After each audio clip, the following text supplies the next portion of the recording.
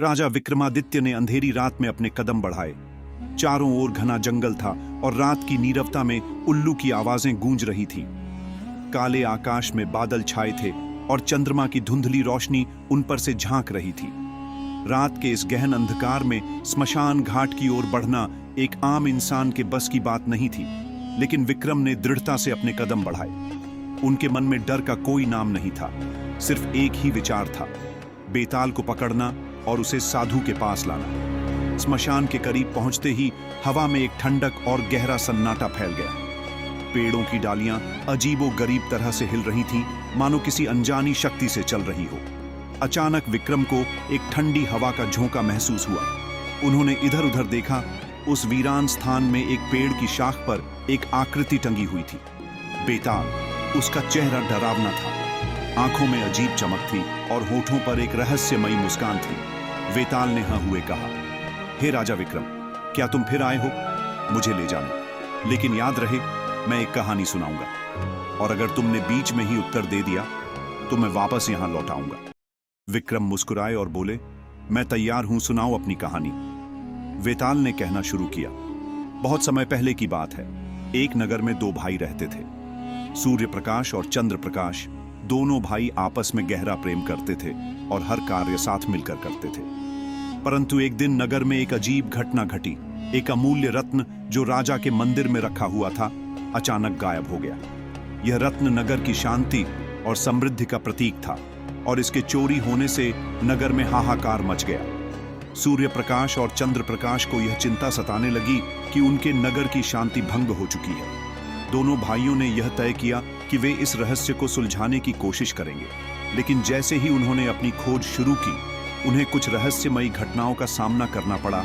अचानक रात में दोनों भाइयों को एक अजीब आवाज सुनाई दी। वे आवाज का पीछा करते हुए नगर के बाहरी हिस्से में एक पुरानी गुफा में पहुंच गए। वहां का माहौल भयावह था और उनकी सांसें तेज हो रही थीं। उन्होंने अंदर कदम रखा तो देखा कि गुफा के अंदर एक जलता हुआ दीपक था और उसकी रोशनी में एक छाया झलक रही थी। पताल ने कहानी को विराम देते हुए विक्रम से पूछा, राजा बताओ कि क्या यह निर्णय सही था कि दोनों भाइयों ने बिना किसी तैयारी के उस गुफा में प्रवेश कर लिया? विक्रम सोच में पड़ गए। कुछ क्षण के मौन के बाद उन्होंने गंभीरता से उत्तर दिया, हाँ, यह निर्णय सही था, क्योंकि अगर वे डर कर पीछे हट जाते तो उन्हें कभी पता नहीं चलता कि नगर में क्या रहस्य छिपा है। साहस वही है जो हमें अंधकार की गहराई में भी उत्तर खोजने की हिम्मत देता है। बेताल ने हंसते हुए कहा, अच्छा उत्तर दिया राजा विक्रम, लेकिन याद रखना हर कहानी में एक गहरी परत छिपी होती है। मैं फिर लौटूंगा। इतना कहते ही बेताल फिर से अपने स्थान पर लौट गया और विक्रम को फिर से उसे पकड़ने के लिए आगे बढ़ना पड़ा। विक्रम ने जैसे ही स्मशान में कदम रखा, चारों ओर हवा का बहाव अचानक तेज हो गया। एक अजीब सी ठंड उसके शरीर में दौड़ गई, जैसे किसी ने उसकी रीढ़ की हड्डी में बर्फ भर दी हो। लेकिन विक्रम अपने संकल्प में अडिग था। उसने चारों ओर नजर दौड़ाई और देखा कि बेताल फिर से उसी पेड़ की डाल पर बैठा है। विक्रम बिना कुछ बोले उसके पास पहुंच गया। बेताल उसकी ओर देखकर फिर से हंसा। उसकी आवाज में एक रहस्यमयी मिठास और छलावा था। बेताल ने विक्रम से कहा, राजा विक्रम, मुझे खुशी है कि तुम फिर से आ गए, लेकिन मैं तुम्हें चेतावनी देता हूं, इस बार की कहानी सरल नहीं होगी।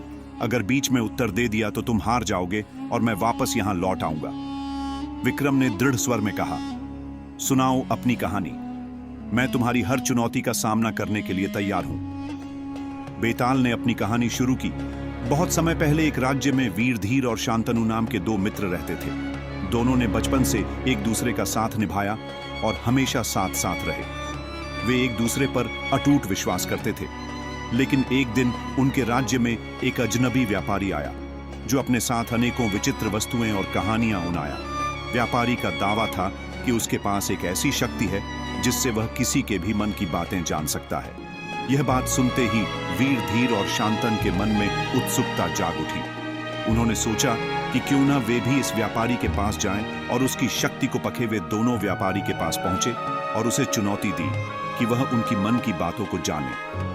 व्यापारी मुस्कुराया और उसने एक अदृश्य धागा दोनों के बीच बांध दिया, जिससे उनकी हर सोच आपस में मिल सके। इसके बाद व्यापारी ने कहा, अब तुम दोनों एक दूसरे की को सुन सकते हो, लेकिन ध्यान रहे यह धागा केवल ईमानदारी से चल सकता है। अगर किसी ने धोखा दिया तो यह टूट जाएगा। वक्त बीतता गया और वीर धीर और शांतनु ने इस नई शक्ति का आनंद उठाया।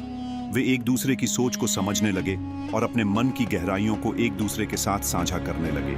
परंतु जैसे जैसे समय बीतता गया, दोनों में एक अजीब सा बदलाव आने लगा। एक दिन वीर धीर ने देखा कि शांतनु उससे कुछ पा रहा है। उसकी मन की परछाइयां बदलने लगी और वीर धीर को शक होने लगा कि शायद शांतन उससे ईमानदार नहीं है। इस संदेह ने वीरधी के मन में एक असहजता पैदा की।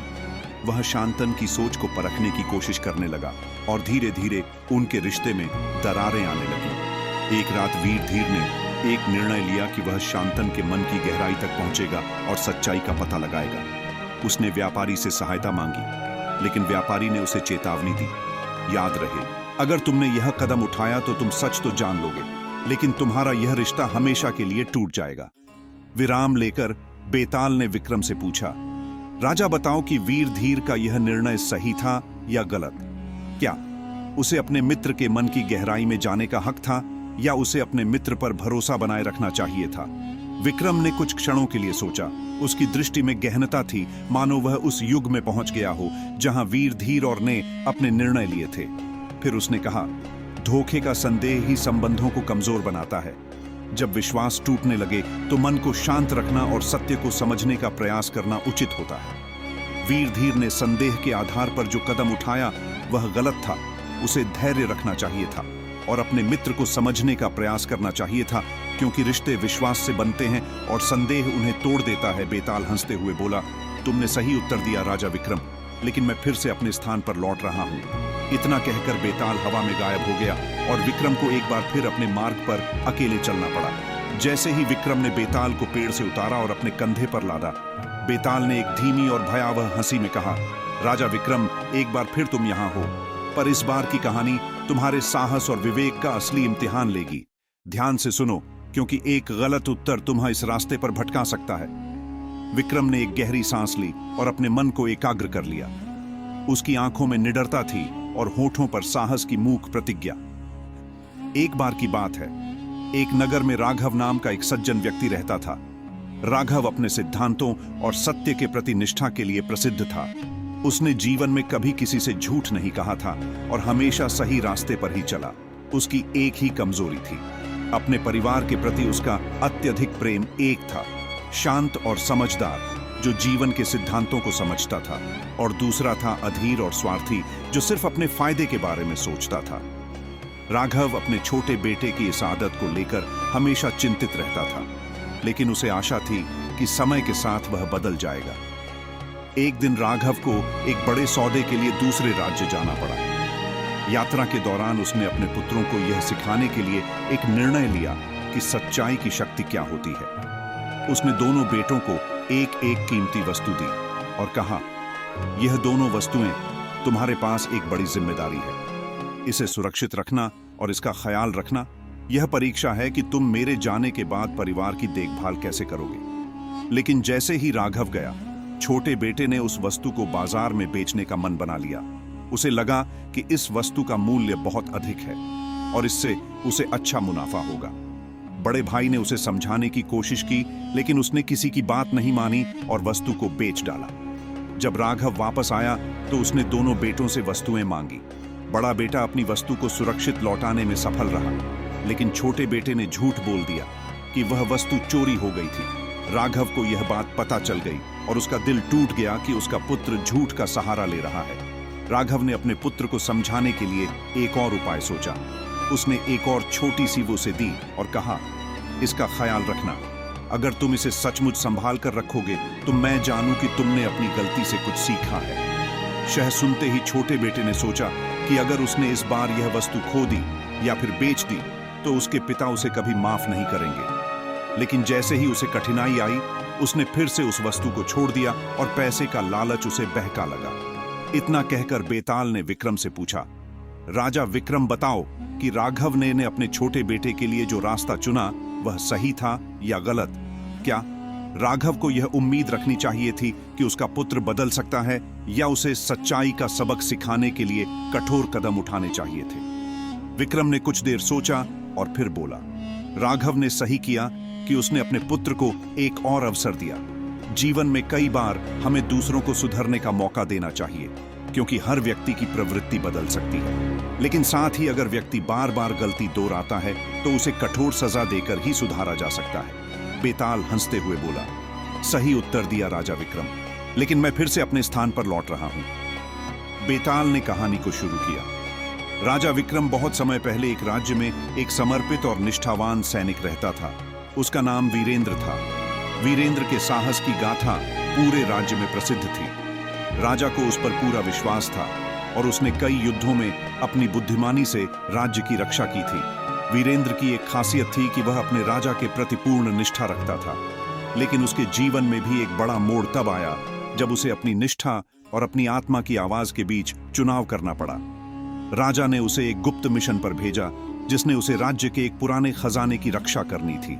इस खजाने के पास पहुंचने के बाद वीरेंद्र को एक अजीब स्थिति का सामना करना पड़ा। खजाने के साथ एक रहस्यमय ग्रंथ रखा था, जो उसकी नजरों में आकर्षण का केंद्र बना गया। ग्रंथ पर एक चेतावनी अंकित थी, जो इसे खोलेगा उसे इसकी सच्चाई का भार उठाना होगा। वीरेंद्र असमंजस में था। उसके भीतर का वीर योद्धा उसे उस ग्रंथ को न खोलने के लिए कह रहा था, लेकिन उसकी जिज्ञासा ने उसे उलझा दिया। उसने स्वयं से कहा कि यदि उसे सच्चाई जाननी है तो उसे इस ग्रंथ को खोलना होगा। वीरेंद्र ने जैसे ही ग्रंथ खोला, उसमें लिखे वचन प्रकट हुए, जिसने निष्ठा का बल छोड़ा, उसने अपने जीवन का सारा बल खो दिया। इन शब्दों ने वीरेंद्र के मन में एक घबराहट और डर पैदा कर दिया। उसकी निष्ठा की परीक्षा हो रही थी। ग्रंथ के अनुसार अगर वीरेंद्र इस रहस्य को अपने पास रखता तो उसे कोई भी शक्ति नहीं डिगा पाती, पर अगर उसने इसे दूसरों से साझा किया तो उसके भीतर का बल समाप्त हो जाएगा। वहां से लौटते वक्त वीरेंद्र को खजाने को सुरक्षित रखने की जिम्मेदारी का ध्यान था। लेकिन जैसे ही वह शहर की ओर बढ़ा, उसके सामने एक ऐसा भयानक दृश्य आया जिसने उसके साहस को हिला दिया। जंगल में एक तड़पती आत्मा ने उसे घेर लिया और उससे सवाल किया, क्या तुम अपनी निष्ठा को बलिदान करने का साहस रखते हो या फिर अपनी निष्ठा को सिद्ध करने का साहस रखते हो? वीरेंद्र ने अपनी आंखें बंद कर ली और उस आत्मा से कहा, मैं अपने राजा के प्रति निष्ठावान हूं। मैंने कुछ भी नहीं देखा और कुछ भी नहीं जाना।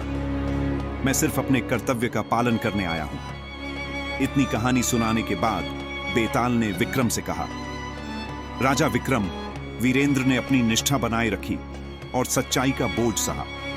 लेकिन तुम्हारे विचार में क्या वीरेंद्र ने सही किया? क्या उसकी आत्मा के कहे अनुसार उस पर सच्चाई को प्रकट करने का बोझ था, या उसने निष्ठा के कारण अपने कर्तव्य को सही तरीके से निभाया? विक्रम ने कुछ देर तक सोचा और फिर दृढ़ स्वर में उत्तर दिया, वीरेंद्र ने सही किया। निष्ठा और सत्य एक योद्धा के सबसे बड़े गहने होते हैं। जब वीरेंद्र ने अपनी निष्ठा का पालन किया, उसने खुद की अंतरात्मा को संतुष्ट किया। सच्चाई का बोझ हमेशा सच्चाई को उजागर करना नहीं होता, बल्कि उसे आत्मसात करना भी होता है। वीरेंद्र का कर्तव्य था कि वह अपने राजा के प्रति निष्ठा रखे और उसने उसी कर्तव्य का पालन किया। बेताल हंसते हुए बोला, बहुत सही उत्तर दिया राजा विक्रम, लेकिन मैं फिर से अपने स्थान पर लौट रहा। पाताल ने कहानी शुरू की। बहुत समय पहले एक शक्तिशाली राज्य में एक न्यायप्रिय राजा शासन करता था। उस राजा का नाम अजय था और वह अपने प्रजा की भलाई के लिए हर संभव प्रयास करता था। उसके राज्य में न्याय और सत्य का पालन होता था। किसी भी अपराधी को दंडित करने में वह बिल्कुल भी नहीं जगता था, चाहे वह कितना भी शक्तिशाली क्यों ना हो। एक दिन राजा के सामने एक अजीब समस्या खड़ी हुई। राज्य के एक प्रमुख मंत्री का पुत्र एक बड़े अपराध में लिप्त पाया गया। उस पर राज्य के सबसे बड़े मंदिर में चोरी का आरोप था। जनता में आक्रोश फैल गया और सभी लोग चाहते थे कि मंत्री के पुत्र को दंड मिले। मंत्री ने राजा के पास जाकर अपने पुत्र के लिए क्षमा मांगी। उसने कहा, महाराज, मेरा पुत्र नादान है। मैं वादा करता हूं कि वह भविष्य में ऐसा अपराध कभी नहीं करेगा। कृपया उसे एक अवसर और दें। राजा अजय धर्म संकट में पड़ गया। एक ओर उसका न्याय और सत्य का पालन करने का कर्तव्य था और दूसरी ओर उसके मंत्री का भावुक आग्रह। अगर वह अपने मंत्री के पुत्र को क्षमा कर देता तो राज्य के कानून की अवहेलना होती, लेकिन यदि उसे कठोर दंड देता तो मंत्री के परिवार का अपमान होता। राजा ने अपनी अंतरात्मा से प्रश्न किया, क्या मेरे न्याय का उद्देश्य सिर्फ कानून का पालन करना है या उसका उद्देश्य हर किसी के प्रति एक समान व्यवहार करना है? अंततः उसने अपने भीतर न्याय का मार्ग चुना और मंत्री के पुत्र को सजा देने का निर्णय लिया। राजा ने जनता के सामने अपना फैसला सुनाया।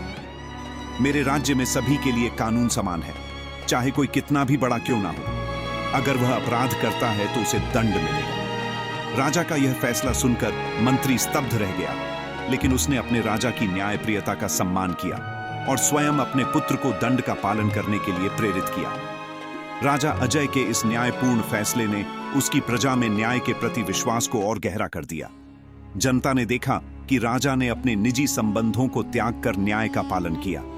यह घटना राज्य की संस्कृति में न्याय और सच्चाई के मूल्य को और अधिक मजबूत कर गई।